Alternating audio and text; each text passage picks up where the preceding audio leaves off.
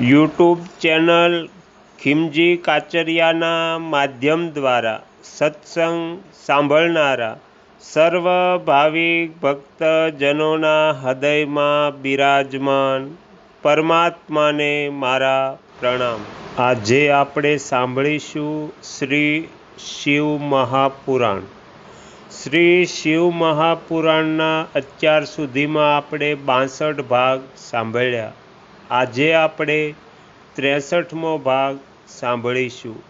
હરિ ઓમ। બ્રહ્માજી કહે છે, હે નારદ, પૂર્વકાળમાં સમસ્ત મહાત્મા મુનિ પ્રયાગમાં એકત્ર થયા હતા। ત્યાં સંમલિત થયેલા એ સર્વ મહાત્માઓનો વિધિ વિધાનપૂર્વક એક બહુ મોટો યજ્ઞ થયો। એ યજ્ઞમાં સનકાદિ સિદ્ધિગણ, દેવર્ષિ, પ્રજાપતિ, દેવતા તથા બ્રહ્મનો સાક્ષાત્કાર કરનારા જ્ઞાની પણ પધાર્યા હતા। હું પણ મૂર્તિમાન મહાતેજસ્વી નિગમો અને આગમોથી યુક્ત થઈને સપરિવાર ત્યાં ગયો હતો। અનેક પ્રકારના ઉત્સવો સાથે ત્યાં એમનો વિચિત્ર સમાજ એકત્ર થયેલો હતો। વિવિધ શાસ્ત્રો બાબત જ્ઞાન ચર્ચા અને વાદ વિવાદ થઈ રહ્યા હતા। હે મુનિ, એ જ અવસર પર સતી તથા પાર્ષદોની સાથે ત્રિલોક હિતકારી સૃષ્ટિ કરતા અને સૌના સ્વામી ભગવાન રુદ્ર પણ ત્યાં આવી પહોંચ્યા।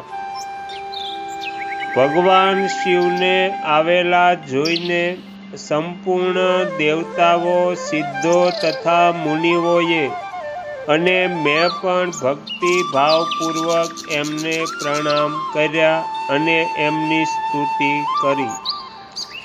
પછી શિવની આજ્ઞા મેળવીને બધા લોકો પ્રસન્નતાપૂર્વક યથાસ્થાન પર બેસી ગયા। ભગવાનના દર્શન પામીને બધા લોકો સંતુષ્ટ થયા અને પોતપોતાના ભાગ્યની પ્રશંસા કરતા હતા। એ જ દરમિયાન પ્રજાપતિઓના પણ પતિ પ્રભુ દક્ષ, જે બહુ તેજસ્વી હતા, અકસ્માત ફરતા ફરતા પ્રસન્નતાપૂર્વક ત્યાં આવ્યા। એ મને પ્રણામ કરીને મારી આજ્ઞા લઈને ત્યાં બેઠા। દક્ષ એ દિવસોમાં સમસ્ત બ્રહ્માંડના અધિપતિ બનાવ્યા ગયા હતા, તેથી સર્વ દ્વારા સન્માનનીય હતા। પરંતુ પોતાના આ ગૌરવપૂર્ણ પદને લીધે એમના મનમાં મોટો અહંકાર હતો, કેમ કે તે તત્વજ્ઞાનથી શૂન્ય હતા।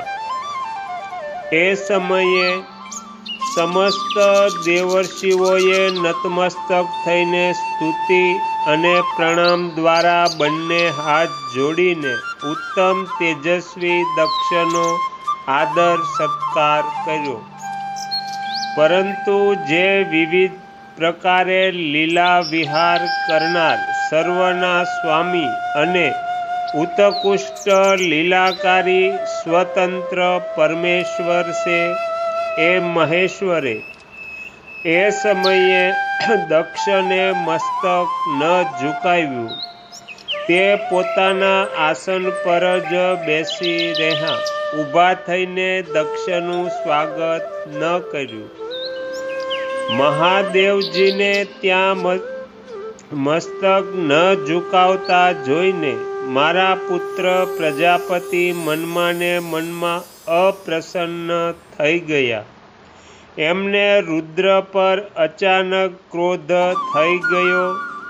તે જ્ઞાન શૂન્ય અને અહંકારી હોવાના કારણે મહાપ્રભુ રુદ્રને ક્રૂર દ્રષ્ટિથી જોઈને બધાને સંભળાય એ રીતે ઉચ્ચ સ્વરમાં કહેવા લાગ્યા, આ બધા દેવતા, અસુર, શ્રેષ્ઠ બ્રાહ્મણ તથા ઋષિ મને વિશેષ રૂપે મસ્તક ઝુકાવે છે, પરંતુ તે જે પ્રેત અને પિચાસોથી ઘેરાયેલા મહામનસ્વી બનીને બેઠો છે તે દુષ્ટ મનુષ્યની જેમ કેમ મને પ્રણામ કરતો નથી? શમશાનમાં નિવાસ કરનારો આ નિર્લજ્જ જે મને આ સમયે પ્રણામ નથી કરતો એનું કારણ શું છે?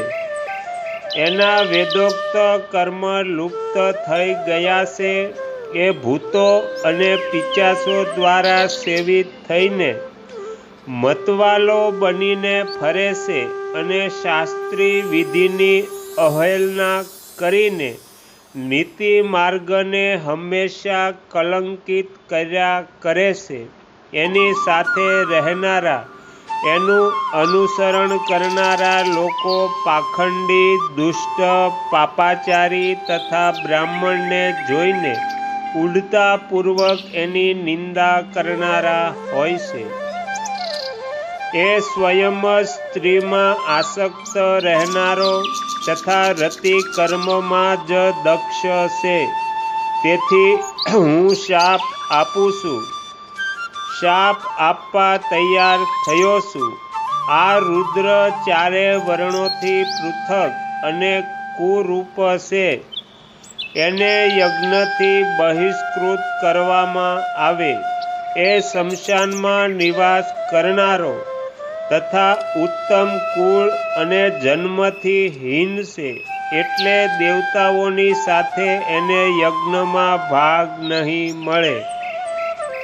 બ્રહ્માજી કહે છે, હે નારદ, દક્ષની કહેલી આ વાત સાંભળીને ભૃગુ વગેરે ઘણા બધા મહર્ષિ રુદ્રદેવને દુષ્ટ માનીને દેવતાઓ સાથે એમની નિંદા કરવા લાગ્યા. દક્ષની વાત સાંભળીને નંદીને બહુ ક્રોધ થયો. એમના નેત્ર ચંચળ થઈ ગયા અને એ દક્ષને શાપ આપવાના વિચારથી તરત જ આ પ્રમાણે કહે છે. નંદીશ્વર કહે છે, અરે રે મહામૂઢ, દુષ્ટ બુદ્ધિ, શઠ દક્ષ, તે મારા સ્વામી મહેશ્વરને યજ્ઞથી બહિષ્કૃત કેમ કર્યા? જેના સ્મરણ માત્રથી યજ્ઞ સફળ અને તીર્થ પવિત્ર થઈ જાય છે, એ જ મહાદેવજીને તે શાપ કેવી રીતે દઈ દીધો? હે દુર્બુદ્ધિ દક્ષ, તે બ્રાહ્મણ મતીની ચપળતાથી પ્રેરાઈને આ રુદ્રદેવને અમસ્તો જ શાપ દઈ દીધો. મહાપ્રભુ રુદ્ર સર્વથા નિર્દોષ છે, તેમ છતાં તે વ્યર્થ જ એમનો ઉપહાસ કર્યો છે.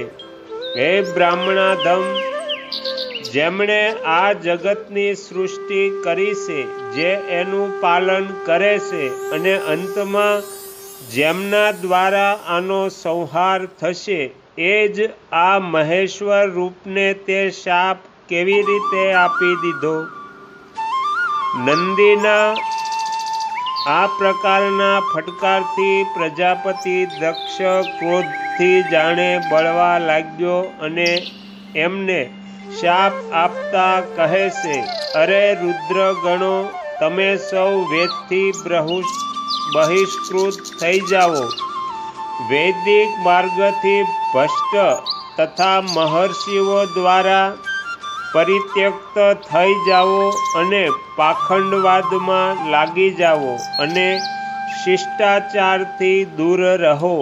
માથા પર જટા વધારો અને શરીરે ભસ્મ ચોળો અને હાડકાના આભૂષણો ધારણ કરીને મદપાનમાં આસક્ત રહો.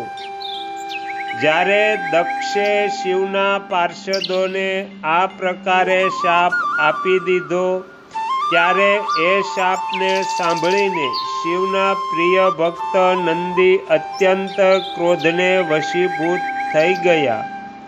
શિલાદ પુત્ર નંદી ભગવાન શિવના પ્રિય પાર્ષદ અને તેજસ્વી છે. તે ગર્વથી ભરેલા મહાદુષ્ટ દક્ષને તત્કાળ આ પ્રમાણે ઉત્તર આપે છે. અરે શઠ દુર્બુદ્ધિ દક્ષ, તને શિવ તત્વનું બિલકુલ જ્ઞાન નથી, તેથી તે શિવના પાર્ષદોને વ્યર્થમાં જ શાપ આપ્યો છે. હે અહંકારી દક્ષ, જેના ચિત્તમાં દુષ્ટતા ભરી છે, એ ભૃગુ વગેરેએ પણ બ્રાહ્મણ તત્વના અભિમાનમાં આવીને મહાપ્રભુ મહેશ્વરનો ઉપહાસ કર્યો છે. તેથી અહીં જે ભગવાન રુદ્રથી વિમુખ એવા તારા જેવા દુષ્ટ બ્રાહ્મણ વિદ્યમાન છે, એમને હું રુદ્ર તેજના પ્રભાવથી શાપ આપી રહ્યો છું. તારા જેવા બ્રાહ્મણ કર્મફળના પ્રશંસક વેદવાદમાં ફસાઈ જઈને વેદના તત્વજ્ઞાનથી શૂન્ય થઈ જાઓ. એ બ્રાહ્મણ સદા ભોગમાં તન્યમય રહીને સ્વર્ગને સૌથી મોટો પુરુષાર્થ માનતા, સ્વર્ગથી અધિક બીજી કોઈ વસ્તુ નથી એવું કહેતા રહે અને ક્રોધ, લોભ અને મદથી યુક્ત થઈને નિર્લજ્જ ભિક્ષુક બની જાય. કેટલાય બ્રાહ્મણ વેદમાર્ગને સામે રાખીને શૂદ્રોને યજ્ઞ કરાવનારા અને દરિદ્ર થશે. સદા દાન લેવામાં જ લાગ્યા રહેશે. દૂષિત દાન ગ્રહણ કરવાના કારણે એ બધા જ નરકગામી થશે. એમાંથી કેટલાક બ્રાહ્મણો તો બ્રહ્મ રાક્ષસ પણ થશે, જે પરમેશ્વર શિવને સામાન્ય દેવતા જાણીને એમનો દ્રોહ કરે છે. એ દુષ્ટ બુદ્ધિવાળા પ્રજાપતિ દક્ષ, તત્વજ્ઞાનથી વિમુખ થઈ જાઓ. એ વિષય સુખની ઈચ્છાથી, કામના રૂપી કપટથી મુક્ત ધર્મવાળા ગૃહસ્થ આશ્રમમાં આસક્ત રહીને કર્મકાંડની તથા કર્મફળની પ્રશંસા કરનારા સનાતન વેદમાર્ગનો વિસ્તાર કરતા રહો.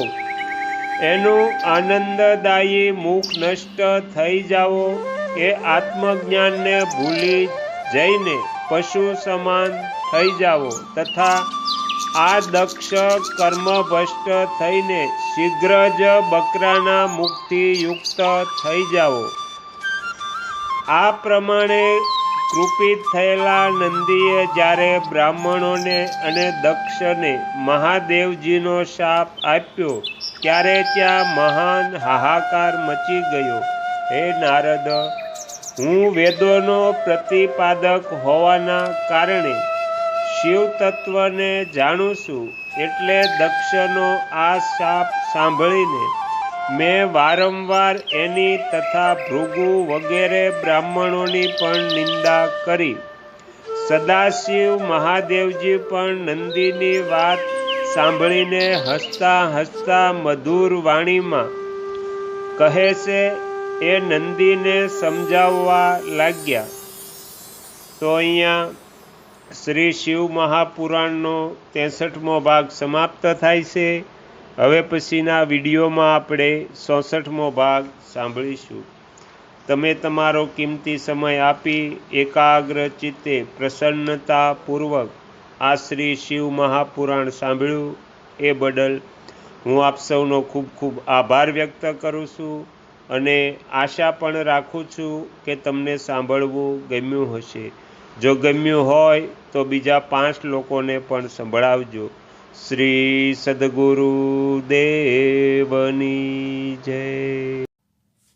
આગળના વિડીયો જોવા માટે આ ચેનલને સબસ્ક્રાઈબ કરો અને જો આ વિડીયો પસંદ આવ્યો હોય તો લાઈક કરો.